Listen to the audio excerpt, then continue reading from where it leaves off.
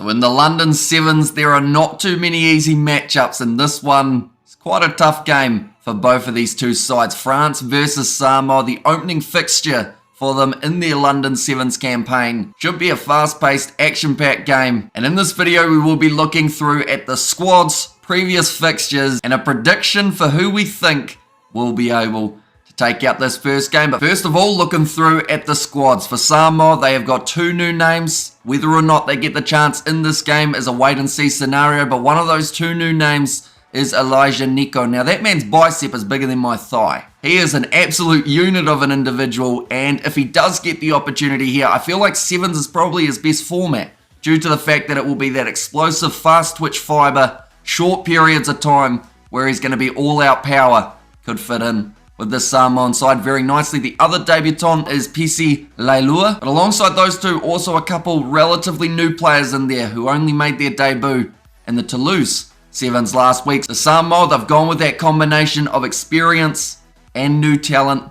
Hopefully does work out not too badly for them. They've got their three co-captains back. Milani Matavao is back in the side alongside already co-captains from last week, Valvasa Apasua and Va'a Apelo Maliko. So it will be intriguing to see what kind of impact those three more experienced heads rather than the two does have on the way that Samoa plays. For France, they have gone with a pretty similar lineup to what they did have last week. They don't have any debutants. They did brilliantly in the Toulouse Sevens in front of a home crowd. Unfortunately for them, though, getting knocked out in the semi-final up against New Zealand. But you've got the likes of a Steven Perez, very experienced, 94 tries to his name here for Les Bleus. Jonathan Legel, he's had 88 events, which is actually almost more than the whole Samoan side has had combined, which is a bit insane to think about. And then also Pauline Riva, only had 39 events, but he is the main goal kicker when Perez is not taking them. So combined with those three players for France, they have got a lot of danger in that side. Also Jordan Sefo, Grandidier, he did very well last week. Rabage as well, he seemed to be flying down the wings in Toulouse. So a few of the key players to watch out there. For France, looking through at the previous fixtures, Samoa, they did only play 5 games last week compared to the 6 that France played. That is because Samoa did find themselves finishing 11th compared to France, who did in the end finish 3rd. But Samoa's games in their pool stage, they did lose 2 out of the 3 fixtures, 1 against the Irish, 1 against the Australians. The game that they did win in that pool stage was up against the Japanese, winning at 28 points to 12. They were then in a 9th place quarterfinal fixture up against the Kenyans. They were 10-0 down in that fixture, but managed to fight back, get themselves a 17 points to 10 victory, and then their last game up against Spain in a 9th place semi-final match, they did lose 28 points to 5, and that is a little bit concerning for the Samoans because Spain are in their group stage for this week alongside the Australians, who they also lost to in Toulouse. So for France, looking at their recent fixtures, they were able to beat South Africa in the group stage, also the USA, and then also Fiji. It was a very tough group,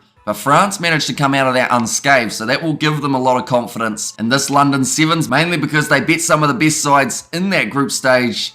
They haven't got an easy group stage here again, like I mentioned, Australia and Samoa, alongside the underdogs who are very good at causing upsets, and that is the Spanish. The quarterfinal, they were able to win it up against Great Britain, 17 points to 12. Then they came up against New Zealand in their semi-final. They were defeated in the final moment of the contest, 19 points to 14, so pretty unlucky to not walk away with that victory. Then they had the Canadians for the bronze final. They were able to win it 28 points to 12. So France, they won 5 out of their 6 games in Toulouse. They can win about 5 out of 6 for this week. As long as it's not the final that they have lost, they could find themselves going quite far throughout this competition. But now we are up to that stage, trying to predict a score. Now, I mentioned in my preview for the Samoans, if there was going to be a game in their group stage that they were going to lose, I felt that it was going to be to Les Bleus. That doesn't quite rhyme. It sounded good in my head, but then I said it, and it didn't sound as good. So we're just going to act like that rhymed. So for this game, I think it could be a little bit one-sided, and unfortunately not in favour of Samoa, although in the past, my predictions have been very wrong.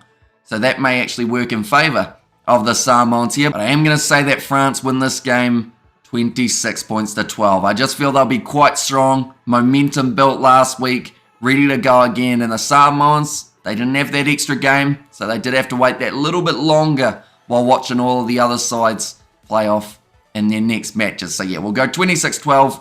Let's see if we are anywhere near the correct score. But nonetheless, thank you all very much for tuning into this preview. If you did enjoy, be sure to leave a like and subscribe. We will be covering this match on the Kiwi Lads channel, doing the commentary, so be sure to check that out as well. But thank you all very much for tuning in.